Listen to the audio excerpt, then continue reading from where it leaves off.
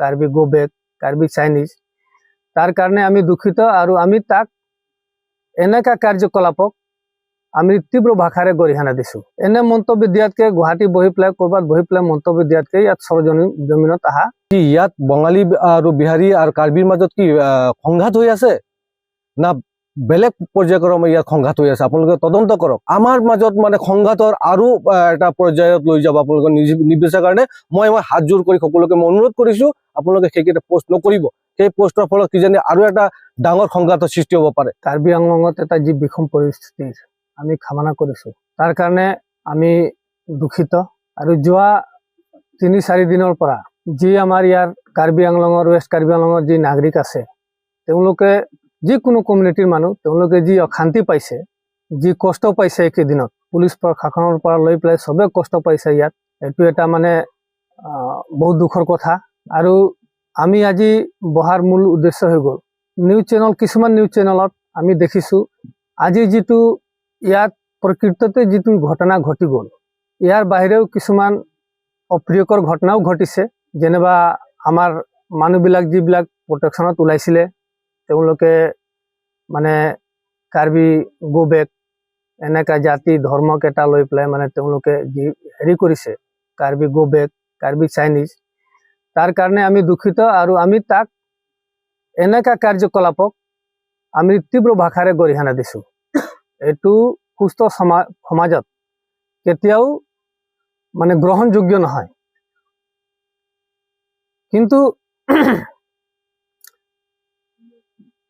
তাৰ লগত আৰু এটা কথা, আমাৰ অসমৰ বিভিন্ন নিউজ চেনেলত আমি দেখিছো বিভিন্ন দল সংগঠনে যি মন্তব্য কৰিছে, মই তেওঁলোকক আহ্বান কৰিম, তেওঁলোকক আমন্ত্ৰণ জনাম, তেওঁলোকে ঘটনাস্থলীত আহক, আহি পেলাই তদন্ত কৰক, আমিও তেওঁলোকক সহায় কৰিম একেলগত। তেতিয়া তেওঁলোকে সঁচা কি মিছা কি গম পাব, তাৰপিছত তেওঁলোকে মন্তব্য দিবলৈ ভাল হ'ব। এনে মন্তব্য দিয়াতকে গুৱাহাটী বহি পেলাই ক'ৰবাত বহি পেলাই মন্তব্য দিয়াতকে ইয়াত সৰজমিনত আহা তেওঁ আমি বিচাৰো, তেওঁলোকক আমি সহযোগ কৰিম। এইটো ঘটনা একচুৱেলি আমাৰ লগত যিটো ঘটিছে, এইটো আমাৰ লগত কোনো কাজিয়াই নাই। তেওঁলোকে 9 তাৰিখৰ পৰা তাত বহি আছে অনশনত।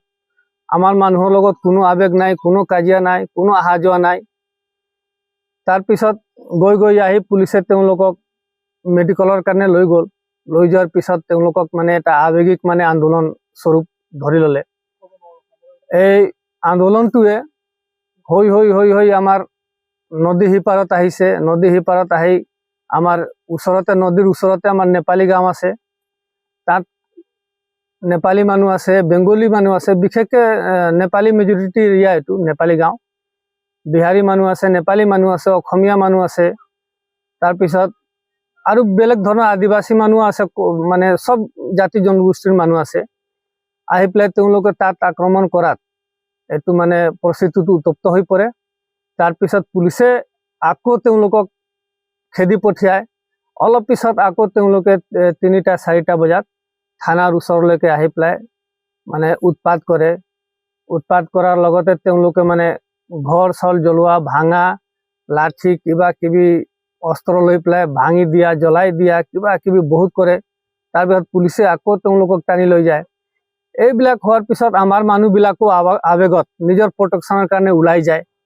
ওলাই যোৱাৰ পিছত পুলিচে মাজত দুজনকো ৰখাইছে, এইটো পাৰ্টিক সিপাৰত, এইটো পাৰ্টিক সিপাৰত, দুইপাৰে ৰখাইছে। পুলিচে কণ্ট্ৰল কৰাৰ চেষ্টা কৰিছে।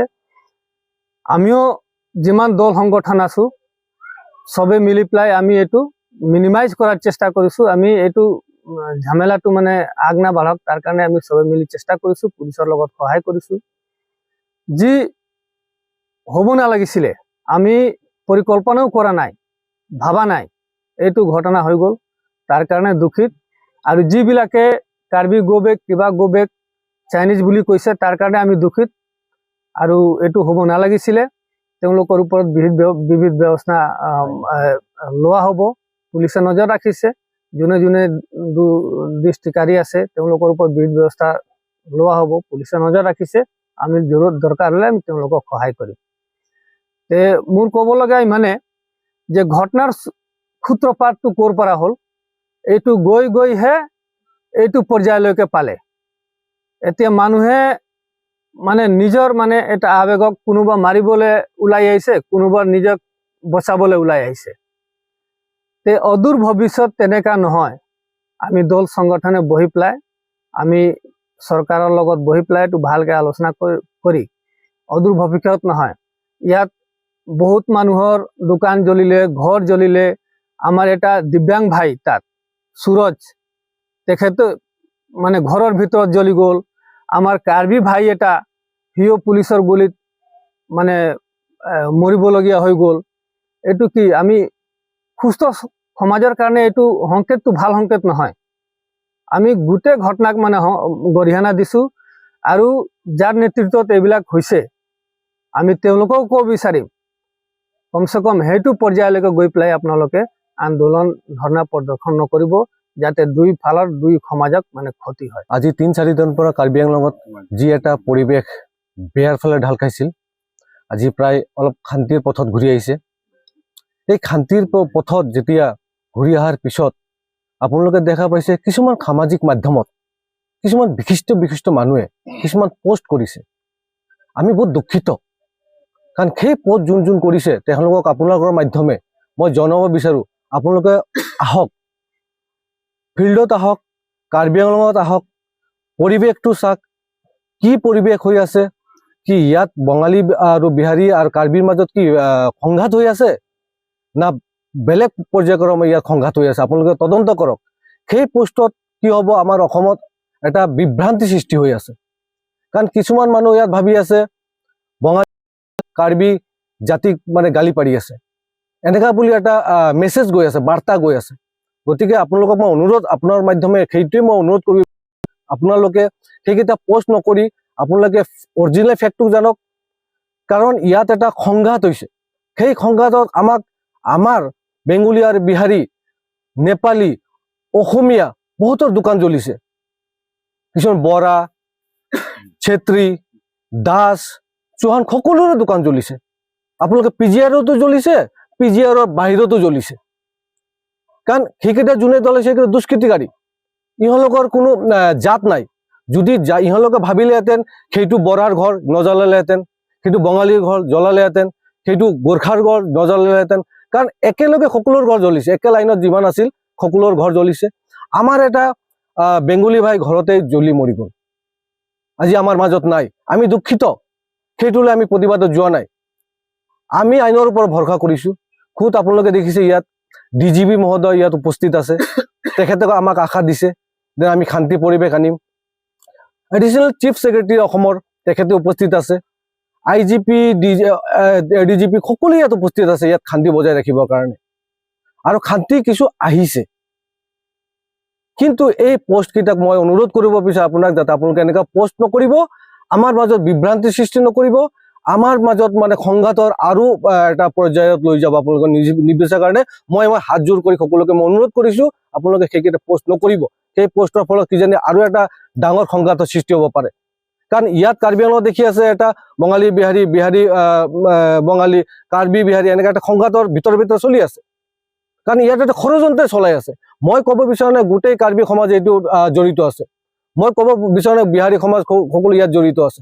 কিছুমান ব্যক্তি দুষ্কৃতিকাৰী বুলি ক'ব বিচাৰোঁ, কিছুমান ব্যক্তিৰ উত্তেজিত ফলত আজি এই ঘটনাটো ইমানলৈকে গৈ পাইছে।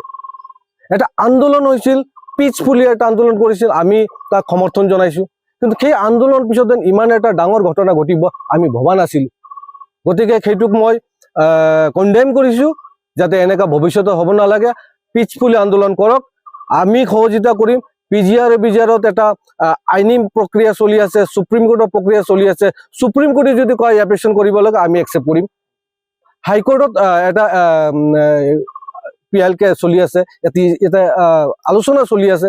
যদি হাইকোৰ্টে বিচাৰ কৰিব, ইয়াতে অসমত এটা আইন আছে, এটা ল আছে, সেই লত আহি যদি কয় ইয়াত এপ্লিকেশ্যন কৰিব, আমি একচেপ্ট কৰিম। কিন্তু এই আন্দোলনৰ মাজেৰে ঘৰ জ্বলাই দিয়া, মানুহ মাৰি দিয়া, এইটো হ'লে কিন্তু এটা অশান্তি পৰিৱেশ সৃষ্টি হ'ব, আমাৰো ক্ষতি হ'ব, সকলোৰে ক্ষতি হ'ব। কাৰ্বি আংলঙৰ এটা পৰিৱেশ, যদি সেউজীয়া পৰিৱেশ, এই পৰিৱেশটো নাইকিয়া হৈ যাব।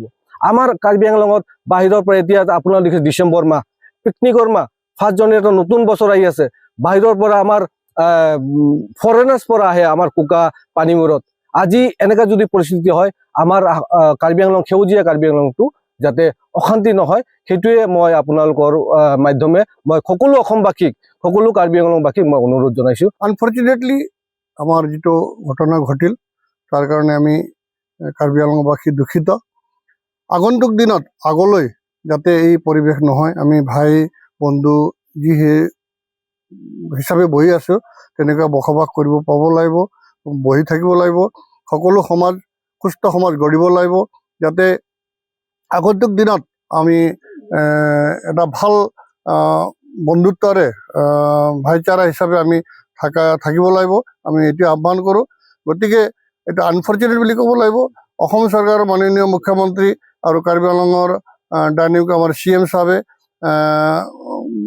ঘটনাটো গুৰুত্ব সহকাৰে লৈছে নিশ্চয় তেওঁলোকে আলোচনা মাধ্যমেৰে বা তেওঁলোকে এইটো সমাধান কৰিব।